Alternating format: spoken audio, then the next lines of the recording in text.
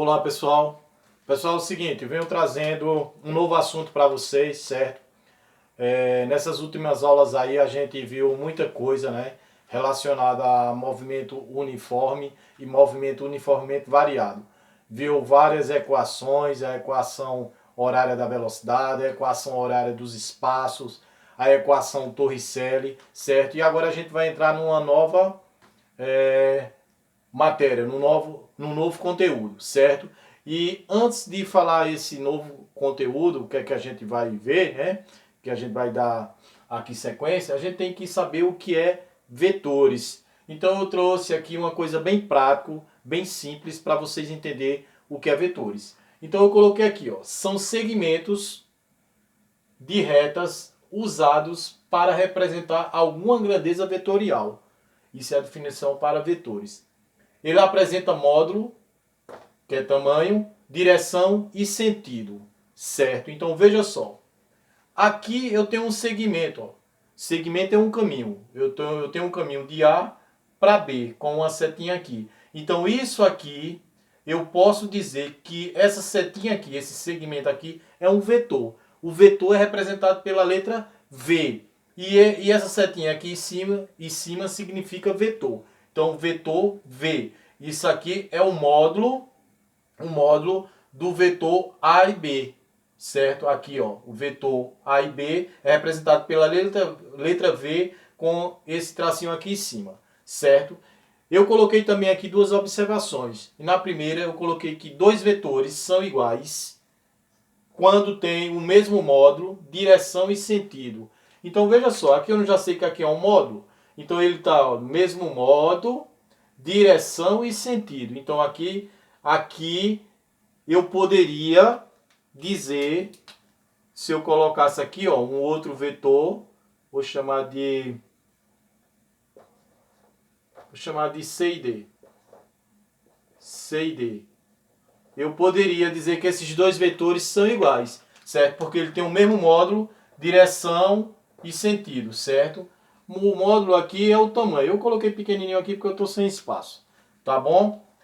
Dois vetores são diferentes quando tem ao menos um desses elementos diferente, certo? Então, bora só supor, né? Eu estou com menos espaço, que esse vetor aqui, certo? Fosse pequenininho. Então, se ele é pequenininho, ele é diferente desse aqui. Então, o tamanho é diferente. Então, eles não são os vetores iguais, eles são diferentes. Para ele ser igual, eu estou sem espaço, mas eu vou colocar aqui. Para ele ser igual, ele tinha que ter o mesmo tamanho. Deixa eu ver aqui, ó. Vou botar aqui do lado. Mesmo tamanho, C e D. Mesmo tamanho, direção e sentido. Esses vetores são iguais. Se eu tivesse um outro menor, E e F, ele já não era, eles já são diferentes, já não são iguais, certo? Então eu quero que vocês entendam só isso aqui é uma coisinha básica, porque quando a gente estiver estudando dinâmica, que a gente vai trabalhar muito com bloquinho, com os bloquinhos, certo? Então a gente vai usar muito vetor. Então você vai entender isso quando a gente estiver fazendo lá na prática, certo? Que isso aqui vai representar alguma coisa para vocês lá. Então o que eu queria que vocês soubessem é só isso de princípio. Então, retornando aqui, vetores são segmentos de reta usados para representar alguma grandeza vetorial. Eles têm tamanho, direção e sentido. Pode ser iguais ou pode ser diferente. Para ser iguais, eles têm que ter tamanho, direção e sentido iguais. E para ser diferente, só basta ter uma dessas três que eu acabei de citar, direção, sentido ou tamanho, uma dessas três diferentes. Se ele tiver pelo menos um desses elementos diferente, ele não é igual. Tá ok? Então vamos dar sequência aí no nosso assunto.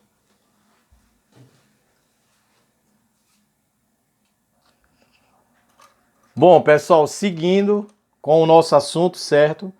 Eu venho apresentar para vocês o que é dinâmica, certo? Então a gente já viu aí algumas coisas básicas sobre vetores e para dar sequência a gente vai ver o que é dinâmica. Então eu coloquei aqui para vocês, para ficar mais prático, eu já escrevi para a gente ver como é que vai andar a coisa para vocês entenderem, que ganha mais tempo já escrito, certo? Então, dinâmica é a parte da mecânica que estuda os movimentos e suas causas, certo? Não esquece que essa parte da dinâmica, que essa dinâmica é a parte da mecânica, que vai estudar os movimentos e suas causas, tá ok? Força.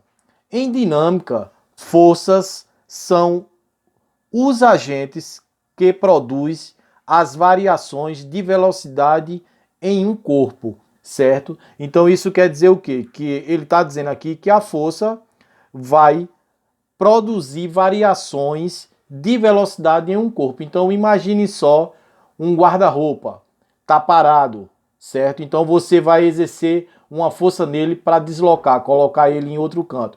Se você coloca bastante força, ele vai andar mais rápido. Se você coloca menos força, ele anda menos rápido. Então essas variações de velocidade em um corpo, o corpo que eu estou dando como exemplo é o guarda-roupa, são chamadas de forças, certo? São essas forças que são os agentes que produzem essas variações, tá ok? Observação 1. Eu coloquei aqui para vocês. A força é uma grandeza vetorial, pois produz variação de velocidade, como já foi falado. Se eu colocar uma força em determinado corpo, ou numa cadeira, ou num carro parado que eu quero empurrar, eu vou ter que exercer uma força, no guarda-roupa, qualquer coisa aqui que vocês quiserem, certo? Se eu colocar uma força, certo? Eu vou produzir uma velocidade.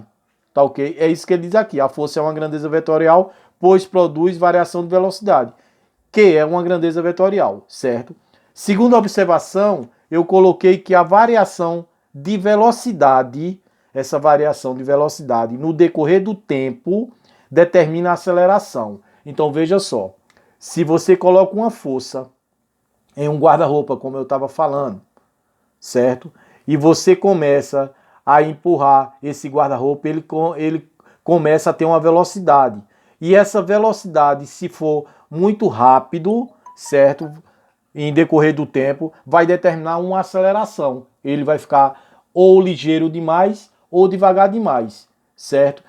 Vamos dar um exemplo melhor para vocês entenderem. Um carro. Você quer colocar o carro para pegar no tranco. Veja que ele está parado. Se você coloca uma força nele, vai gerar uma velocidade, certo? Então essa velocidade, se ela for muito lenta, o carro não vai pegar. Se ela for muito rápido, o carro pega. E você gerando essa velocidade no decorrer do tempo, se você partir com ele, certo? Numa rua mais descida e começar a correr empurrando ele, ele vai adquirir uma aceleração. E essa aceleração ele vai aumentar essa velocidade e daí ele vai pegar. Tá ok? Então essa variação de velocidade no decorrer do tempo determina a aceleração, certo? Na observação 3, eu coloquei aqui que uma força aplicada num corpo provoca aceleração, que a gente já viu agora como eu estou falando. A aceleração tem a mesma direção e sentido da força que a origina, certo? Então isso quer dizer o quê? Se você está empurrando um carro, certo? Para frente, aí você vai originar uma aceleração para trás, não pode, né? Então você vai estar empurrando para frente e o carro está vindo para cima de você. Não existe. Então quando você aplica uma força e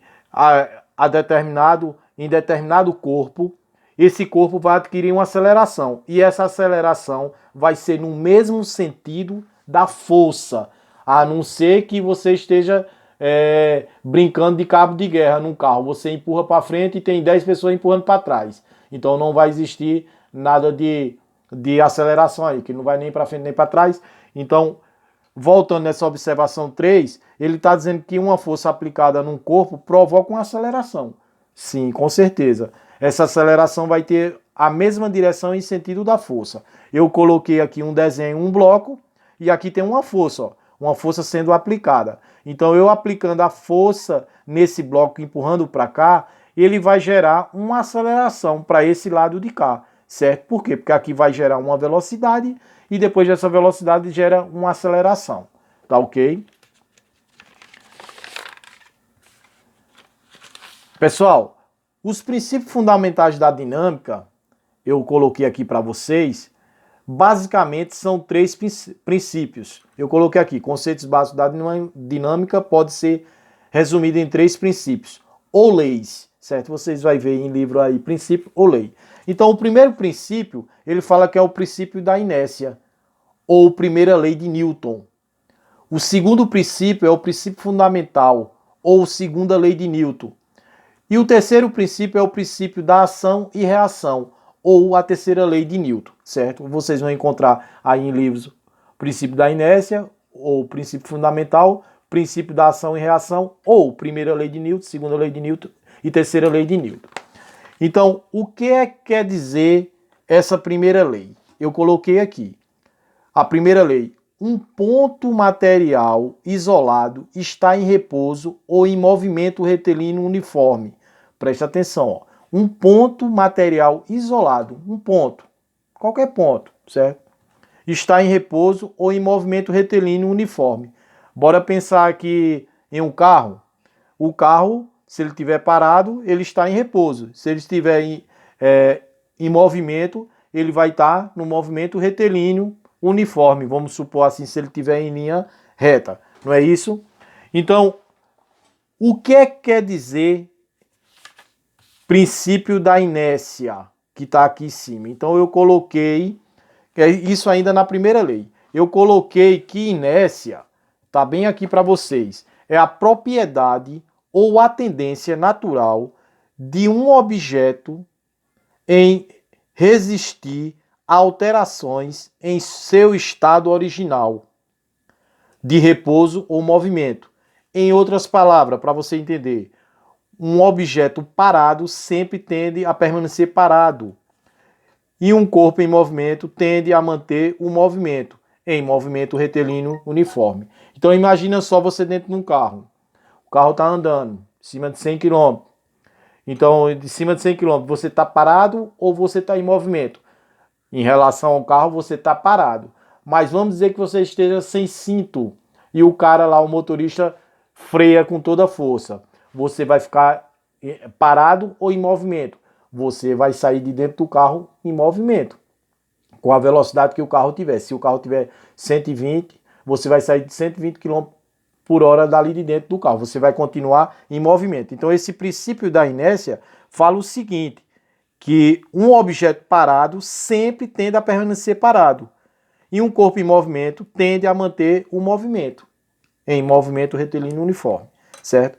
Na segunda lei, aqui que é a lei do princípio fundamental, certo? Ou segunda lei de Newton, ele fala o seguinte, a resultante, que é Fr, das forças aplicadas a um corpo é igual ao produto de sua massa, pela aceleração que ela adquire. Eu coloquei aqui a formulazinha do jeito que ele falou. Ó. A força resultante, que é o Fr, das forças aplicadas a um corpo é igual à massa pela aceleração. Então a gente vai usar muito essa fórmula aqui para a gente ir atrás da força resultante, certo? Uma observação que tem aqui do lado, eu falei que a unidade de intensidade de uma força denomina-se Newton e é representado pela letra N. Toda vez que a gente encontrar a força resultante é dada em Newton. Então vamos dizer, se a força resultante aqui fosse 30, eu ia colocar 30 N, que é 30 Newton, certo?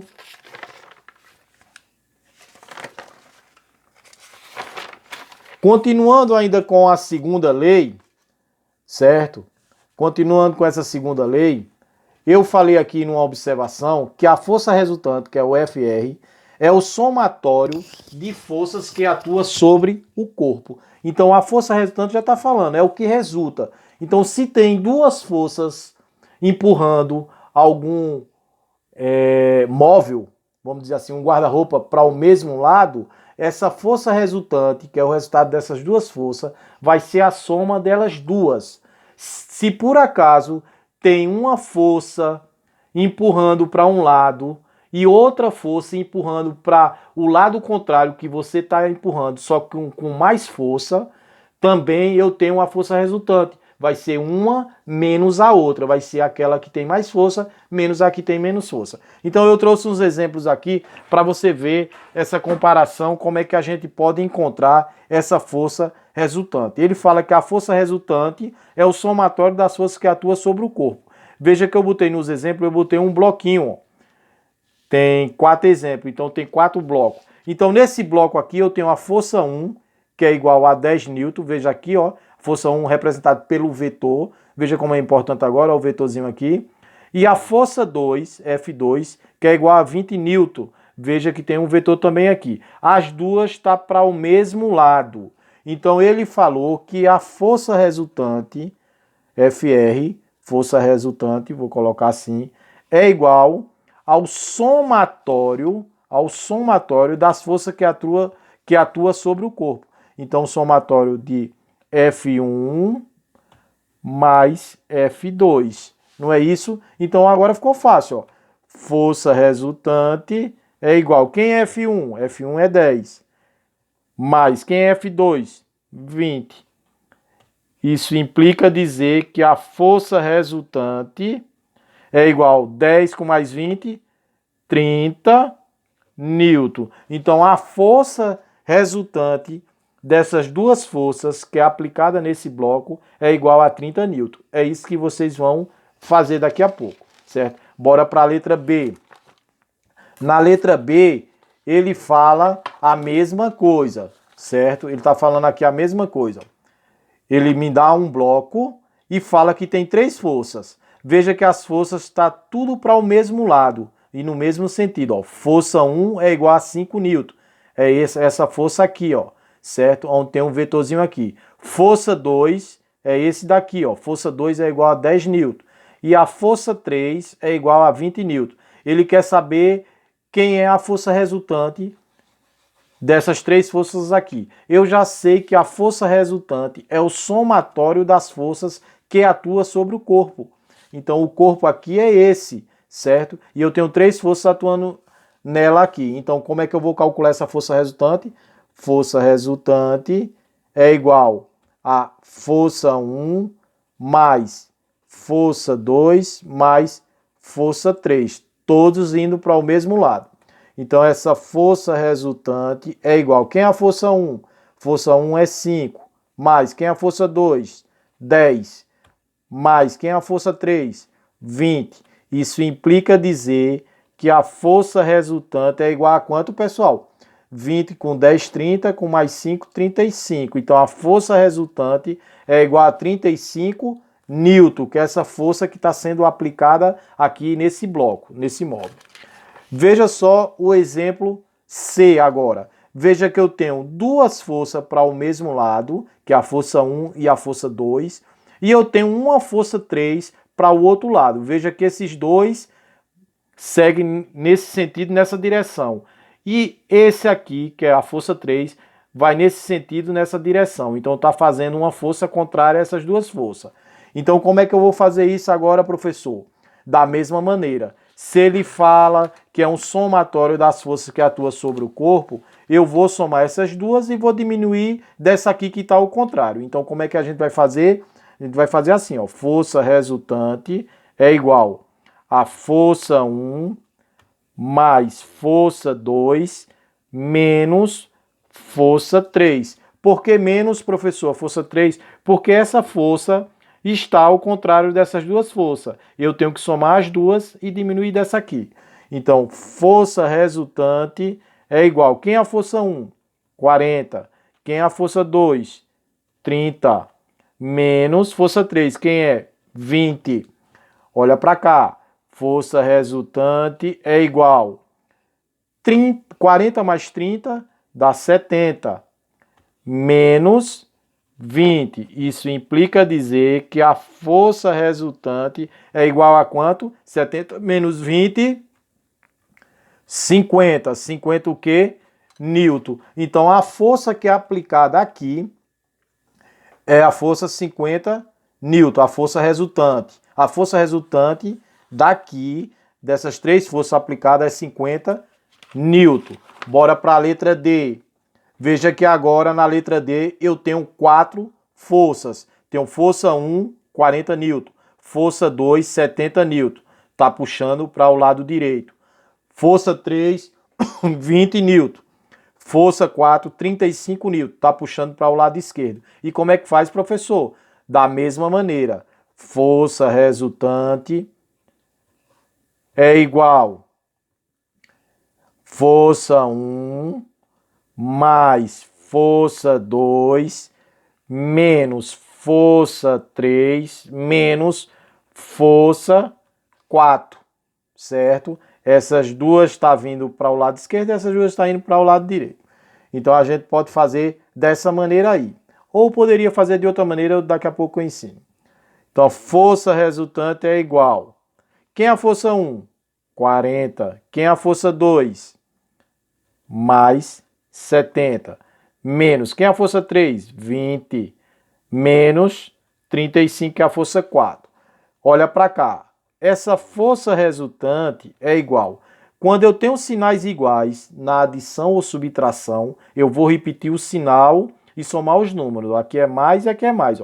70 com 40, 110. A mesma coisa aqui, ó. Se eu tenho sinais iguais na adição ou subtração, eu vou repetir o sinal e vou somar os números. 35 com 20, 55. Isso implica dizer que a força resultante é igual a quanto, pessoal? Bora fazer aqui, ó. 110 menos 55. 5 para chegar em 10, 5 a 1. 5 e 1, 6. 6 para chegar em 11, 5. Ficou quanto? 55 newton é a resposta. Então, a força resultante dessas 4 forças que é aplicado nesse bloquinho é 55 newton. Então, pessoal, era isso que eu queria apresentar por enquanto, certo? A primeira lei que vocês viram, certo? Que a gente falou sobre essa primeira lei que está aqui, que é o princípio da inércia ou primeira lei de Newton. E falei também da segunda, que é o princípio fundamental ou segunda lei de Newton, que é onde a gente viu essa formulazinha agora, que é para calcular a força resultante. Tá ok? Então, com isso daí, eu vou passar um exercíciozinho para você calcular essa força resultante com essas forças que eu vou dar. E depois a gente vai aprender a calcular a força resultante utilizando a massa e a aceleração. Tá ok? Por último, depois, um pouquinho mais para frente, a gente vê a terceira lei. Tá ok? Um abraço para todos.